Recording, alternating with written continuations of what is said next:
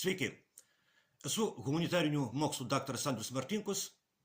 Tęsime mūsų pamąstymus apie kintantį pasaulį ir apie Lietuvos, lietuvių tautos, Lietuvos valstybės vietą šitame kintančiame pasaulyje. Dėkoju už jūsų rėmimą, dėkoju už tai, kad prenumeruojate, už jūsų patiktukus, už jūsų komentarus. Įsivaizduokime, kad turime kokią nors šalį X, apie kurią nieko nežinome, išskyrus vieną dalyką.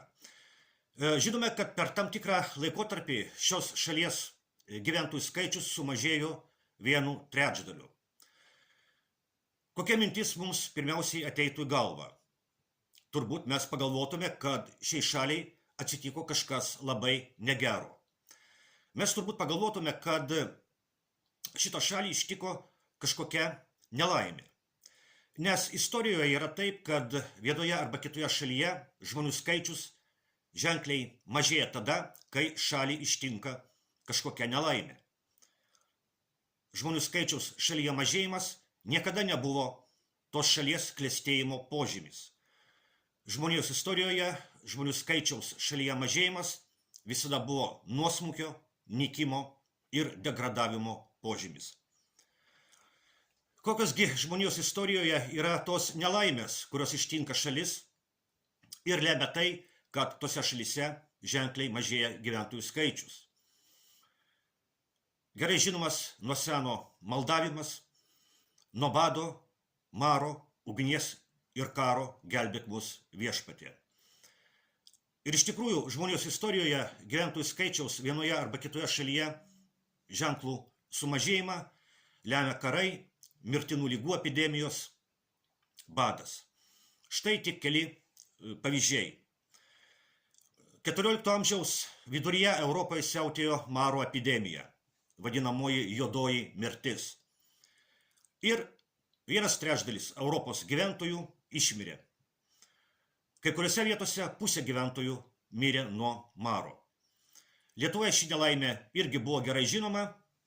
Didžiausia epidemija, maro epidemija Lietuvoje siautėjo 1708–1711 metais.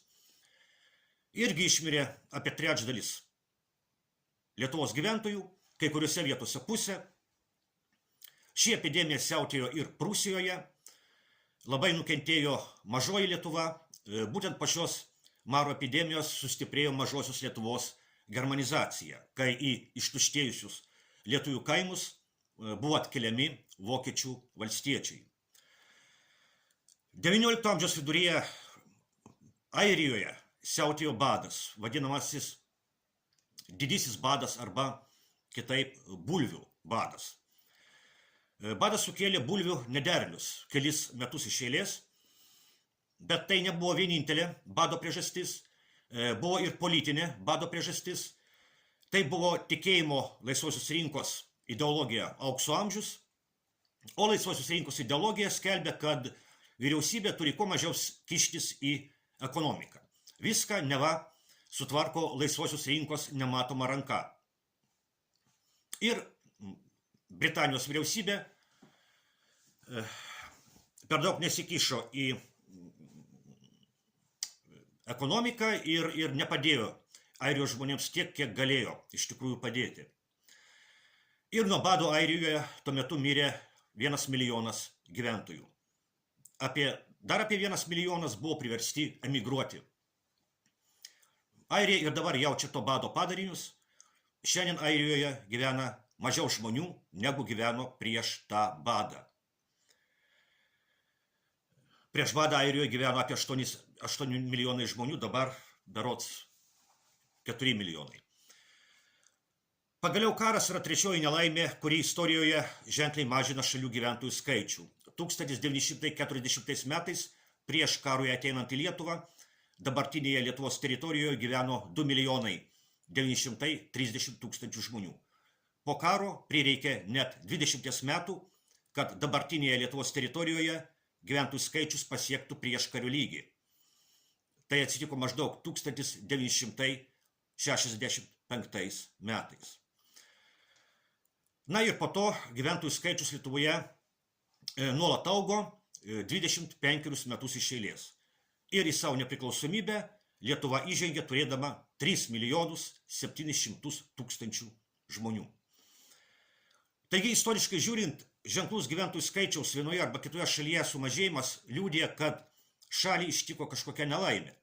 Karas, badas, mirtinos ligos epidemija. Ir čia kila klausimas, o kokia nelaimė ištiko Lietuvą? Kokia nelaimė ištiko Lietuvą, kurie žmonių sumažėjo nuo 3,7 milijono iki 2,7 milijonų. Koks maras nušlavė nuo Lietuvos žemės 1/3 žmonių. Koks priešas kariauja prieš lietuvių tautą. Atrodo, kad bado Lietuvoje nebuvo, nuo bado Lietuvoje nemirštama, net atvirkščiai, Lietuvos režimo propaganda tvirtina, kad niekada taip gerai Lietuvos žmonės negyveno, kaip dabar. Bet istoriniai pavyzdžiai liudija, kad taip nėra. Istoriniai pavyzdžiai liudija, kad žmonių skaičiaus šalyje mažėjimas yra ne klestėjimo, o nuosmukio, nykimo ir degradavimo požymis. Kas yra tas Lietuvos priešas? Ta Lietuvos nelaimė, kuri naikina lietuvių tautą Lietuvoje. Naikina lietuvių tautą Lietuvos valstybėje. Atsakau, tai yra klasikinė, nuo amžių žinoma blogio trejybė. Maras, badas ir karas. Maras. Koks tai maras? Koks maras siautėja Lietuvoje? Tai yra ideologinis maras. Ideologinis maras, kuriuo neoliberalus Lietuvos režimas, Lietuvos režimo propaganda teršia lietuvių smegenis daugiau kaip 30 metų. Propaganda sako, kad tarybinis Lietuvos laikotarpis yra vien tik blogis, o gėris prasidėjo tik nuo Sąjūdžio ir Landsbergio. Rusija yra vien tik blogis, o Jungtinės Amerikos valstijos ir Europos Sąjunga yra neapsakomas gėris. Apskritai vakarai tai civilizacija, demokratija ir gėris, o rytai tai yra barbarybė, diktatūra ir blogis. Iš šito ideologinio maro tiesiogiai kyla badas, antroji blogybė badas. Kokia prasme badas? Tai yra ekonominių santykių su rytais, pirmiausia su Rusija, nutraukimas. Ir tai irgi trunka daugiau kaip 30 metų. Rezultatas – sugriautas lietuvių tautos ekonominis pagrindas. Sunaikintos šimtai tūkstančių darbo vietų, nėra darbo vietų, nėra pragyvenimo šaltinio Lietuvoje. Šimtai tūkstančių lietuvių emigravo iš Lietuvos, panašiai kaip airiai emigravo iš Airijos bado metais. Ir visą tai vainikuoja trečioji blogybė – karas. Koks karas? Tas karas irgi kariaujamas daugiau kaip 30 metų.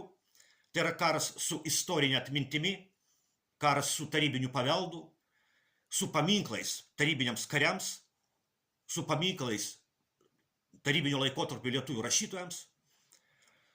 O dabar jau kalbama apie tikrą karą su Rusija.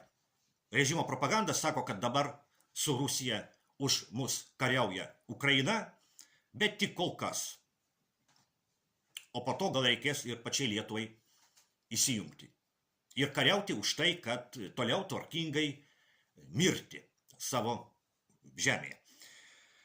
Bet juk šitie maras, badas ir karas, apie kuriuos ką tik kalbėjau, yra ne kas kita, o politika, kuri vykdoma jau daugiau kaip 30 metų. Ir deja lietuviai balsuoja už tokią politiką. Lietuviai balsuoja už tuos, kurie nuodija jų smegenis ideologinių marų. Jie balsuoja už tuos, kurie naikina jų darbo vietas. Jie balsuoja už tuos, kurie yra už karą. Ką ir parodė paskutiniai rinkimai į Seimą. Lietuvos režimo propaganda skelbia, kad didžiausias Lietuvos priešas yra Rusija. Bet juk ne Rusija valdo Lietuvos valstybę, kurioje lietuvių tauta nyksta jau daugiau kaip 30 metų.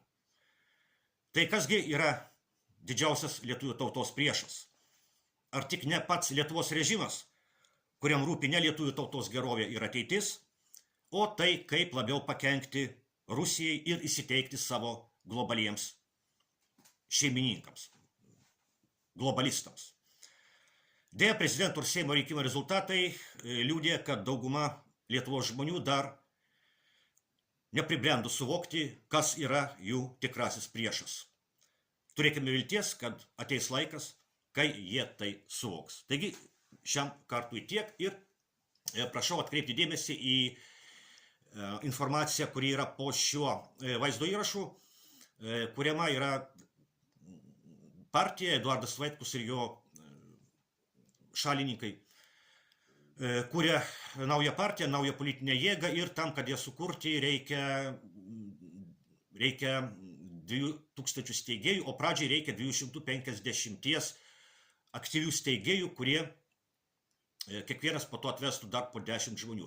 Taigi, kas gali, kviečiu prisijungti prie šito darbo, informaciją pateikiu po šio vaizdo įrašu ir iki kitų kartų.